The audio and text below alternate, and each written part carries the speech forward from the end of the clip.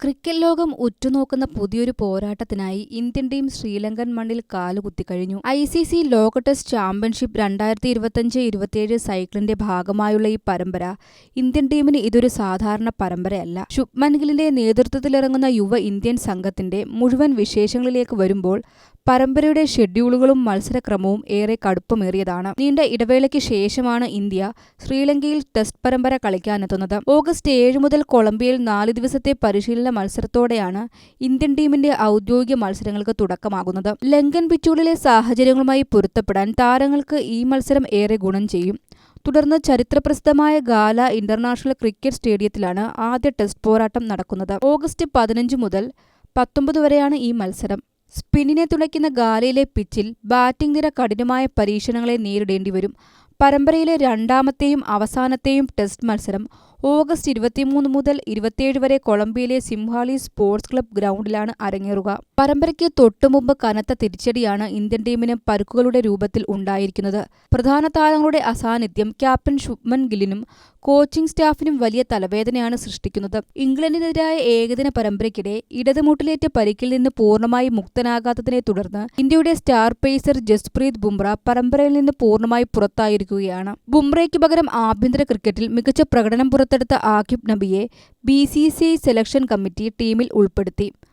പരിക്കു കാരണം ഹർഷിത് റാണയും നിതീഷ് കുമാർ റെഡ്ഡിയും ടീമിൽ ഇടം നേടിയിട്ടില്ല. ഓൾറൗണ്ടർ വാഷിംഗ്ടൺ സുന്ദറിന് ഫിറ്റ്നസ് പ്രശ്നങ്ങൾ കാരണം ആദ്യ ടെസ്റ്റ് മത്സരം നഷ്ടമാകും. പുറംവേദനയിൽ നിന്ന് മുക്തി നേടിവരുന്ന ആകാശ് ദീപും നിലവിൽ ടീമിനൊപ്പമില്ല. ഈ പരുക്കുകളുടെ നിഴലിൽ നിന്നുകൊണ്ടുവേണം ഇന്ത്യ മുന്നോട്ടു പോകാൻ.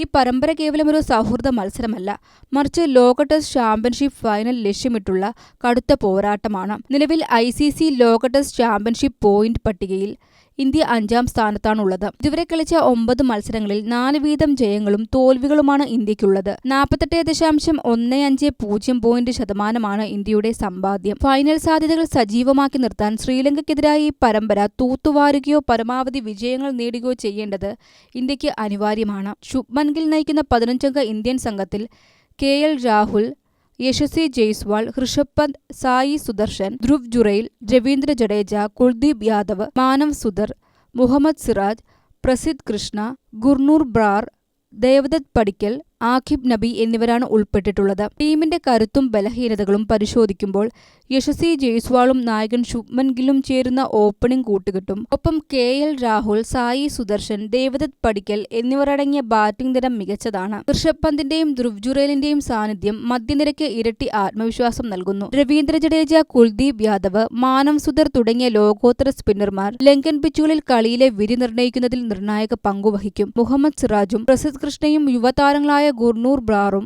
ആകിബ് നബിയും വലിയ ഉത്തരവാദിത്തം ഏറ്റെടുക്കുന്നുണ്ട്. പരുക്കുകളുടെ വെല്ലുവിളികൾ ഏറെയുണ്ടെങ്കിലും യുവതാരങ്ങളുടെ ഊർജവും പരിചയസമ്പന്നരായ സീനിയർ താരങ്ങളുടെ സാന്നിധ്യവും ഇന്ത്യക്ക് തുണയാകുമെന്നാണ് ആരാധകരുടെ പ്രതീക്ഷ. ഓഗസ്റ്റ് 7 ആരംഭിക്കുന്ന പരിശീലന മത്സരത്തിലൂടെ ഇന്ത്യ തങ്ങളുടെ തന്ത്രങ്ങൾ മെനയുമെന്നും ലങ്കൻ മണ്ണിൽ പരമ്പര സ്വന്തമാക്കുമെന്നും നമുക്ക് പ്രത്യാശിക്കാം.